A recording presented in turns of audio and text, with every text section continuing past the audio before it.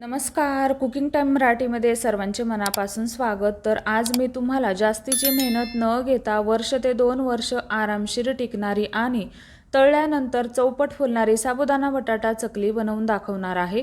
रेसिपीमध्ये बटाट्याचं व साबुदाण्याचं अचूक प्रमाण सांगितलं आहे, जेणेकरून तळल्यानंतर ही चकली चौपट फुलली जाते. खाताना दाताखाली अजिबात कडकडीत लागत नाही, अगदी खुसखुशीत अशी लागते व विशेष म्हणजे बनवताना अजिबात तुटली जात नाही. तर आजची रेसिपी खूप सोपी आहे. आवडली तर चॅनलला सबस्क्राईब करा आणि रेसिपीला एक लाईक नक्की करा. साबुदाणा बटाटा चकली बनवण्यासाठी सगळ्यात अगोदर आपल्याला साबुदाणा घ्यायचा आहे. तर इथं मी अर्धा किलो इतका साबुदाणा घेतलेला आहे.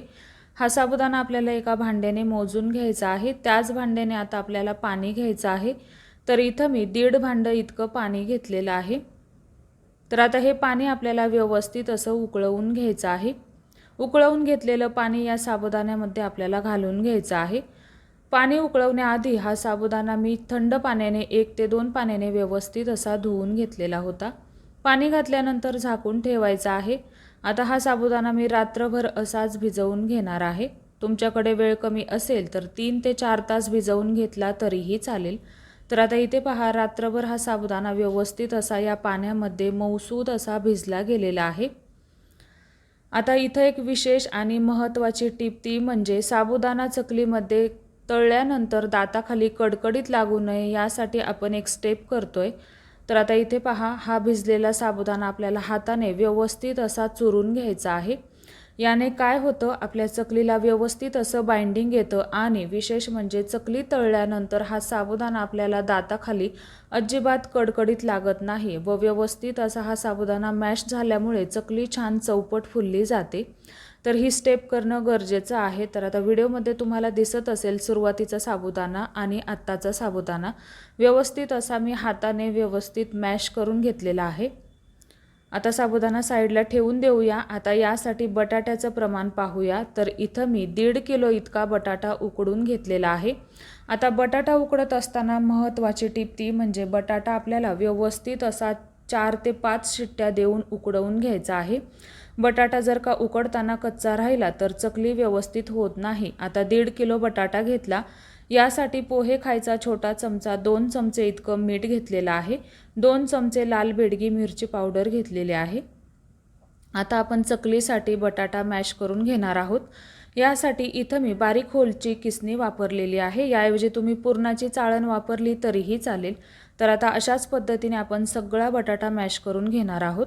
बटाटा मॅश करून घेतला. आता जो आपण साबुदाणा हाताने कुस्करून घेतला होता तो आपल्याला थोडासा शिजवून घ्यायचा आहे. याने काय होतं, आपली चकली छान अशी चौपट फुलली जातेच. विशेष म्हणजे खाताना अजिबात कडकडीत लागत नाही, व्यवस्थित अशी चौपट फुलली जाते. यासाठी हा साबुदाणा आपल्याला शिजवून घ्यायचा आहे. गॅसची फ्लेम चालू केलेली आहे. आता पाण्याचं प्रमाण सांगते. ज्या भांड्याने आपण सुरुवातीला 1.5 भांडं इतकं पाणी घेतलं त्याच भांड्याने आपल्याला पाऊण वाटी इतकं पाणी घ्यायचं आहे. तर लक्षात ठेवा, ज्या भांड्याने आपण साबुदाणा पाणी घेतलं त्याच भांड्याने आपल्याला नंतर पाणी वापरायचं आहे. आता सुरुवातीला मी अर्धच भांडं पाणी घातलं. गॅसची फ्लेम चालूच आहे. हा साबुदाणा आपल्याला पाणी घालून व्यवस्थित असा शिजवून घ्यायचा आहे. घेतलेलं सगळं पाणी मी यामध्ये 2दा करून वापरलेलं आहे. आता हा साबुदाणा आपल्याला व्यवस्थित असा वाफवून घ्यायचा आहे. सुरुवातीला मी 2 ते 3 मिनिटं असाच हलवून शिजवून घेतला. आता यानंतर वाफवून घेतलेला आहे. तर वाफ देताना आपल्याला सतत हा साबुदाणा हलवून सुद्धा घ्यायचा आहे. तर इथं मी 1.5 ते 2 मिनिटांची याला वाफ देऊन घेतली. पण अजूनसुद्धा आपला साबुदाणा व्यवस्थित असा शिजला गेलेला नाही. यासाठी मी परत याला 1.5 ते 2 मिनिटांची बारीक गॅसवरती वाफ देऊन घेतली. तर आता इथे पहा, आपला साबुदाणा व्यवस्थित असा शिजला आहे. साबुदाणा शिजला आहे की नाही ते कसं ओळखायचं, हा साबुदाणा व्यवस्थित असा ट्रान्सपरंट होतो म्हणजेच काचेसारखा होतो तर समजायचं आपला साबुदाणा व्यवस्थित असा शिजला आहे. अशा पद्धतीने शिजवलेला साबुदाणा चकलीमध्ये वापरला तर चकल्या अतिशय खुसखुशीत होतात. तर साबुदाणा शिजवण्यासाठी मला 8 ते 9 मिनिटं लागली. आता हा शिजवलेला साबुदाणा मॅश केलेल्या बटाट्यामध्ये आपल्याला घालून घ्यायचा आहे. लक्षात ठेवा, बटाटा मॅश करताना सुद्धा या बटाट्यामध्ये आपल्याला अजिबात गाठी ठेवायच्या नाहीत. व्यवस्थित असा हा बटाटा मॅश करून घ्यायचा आहे. शिजवलेला साबुदाणा सगळा घातला. आता या भांड्यामध्ये माझं मिश्रण मावत नव्हतं, यासाठी मी हे मिश्रण दुसऱ्या मोठ्या भांड्यामध्ये काढून घेतलं. आता लगेचच यामध्ये चवीनुसार मीठ घालायचं आहे. घेतलेली लाल मिरची पावडर यामध्ये घालायची आहे. इथं मी बेडगी मिरची पावडर वापरली, याऐवजी तुम्ही हिरवी मिरची वापरली ताजी तरीही चालेल. तर आता हे आपल्याला हाताने व्यवस्थित असं मॅश करून घ्यायचं आहे. मॅश करत असताना जर का गाठी जाणवल्या तर त्या व्यवस्थित अशा हाताने आपल्याला फोडून घ्यायच्या आहेत. पण लक्षात ठेवा, बटाट्याच्या गाठी आपल्याला यामध्ये अजिबात ठेवायच्या नाहीत. तर आता हे चकलीसाठीच आपलं मिश्रण व्यवस्थित असं तयार झालेलं आहे. साबुदाणा शिजवताना पाण्याचं मी अचूक प्रमाण सांगितलं आहे, तेच प्रमाण तुम्हाला वापरायचं आहे. तर आता इथे पहा, मी चकलीचा सोऱ्या घेतलेला आहे. याला चकलीची आतून ताटली लावून घ्यायची आहे व व्यवस्थित असं यामध्ये आपल्याला मिश्रण भरून घ्यायचं आहे व याच्या आपल्याला चकल्या पाडून घ्यायच्या आहेत. आता जर का तुमच्याकडे चकलीचा सोऱ्या नसेल तर याऐवजी तुम्ही तेलाची पिशवी वापरली तरीही चालेल. तेलाच्या पिशवीला खालून तुम्हाला होल पाडून घ्यायचा आहे व यामध्ये मिश्रण भरून तुम्हाला चकल्या पाडून घ्यायच्या आहेत.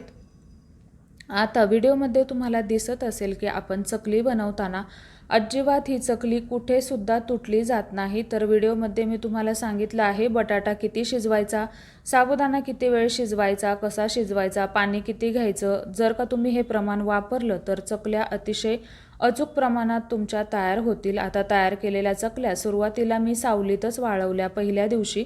दुसऱ्या दिवशी 2 ते 3 दिवस या चकल्या मी कडकडीत उन्हामध्ये वाळवून घेतल्या. वाळवलेल्या चकल्या 2 ते 3 वर्ष किंवा वर्षभर आरामात टिकतात. तर आता या चकल्या पहा, तळल्यानंतर अगदी चौपट अशा फुलल्या गेलेल्या आहेत. तर आता कशी वाटली तुम्हाला आजची रेसिपी? आवडली असेल तर लाईक, शेअर, सबस्क्राईब करा. धन्यवाद.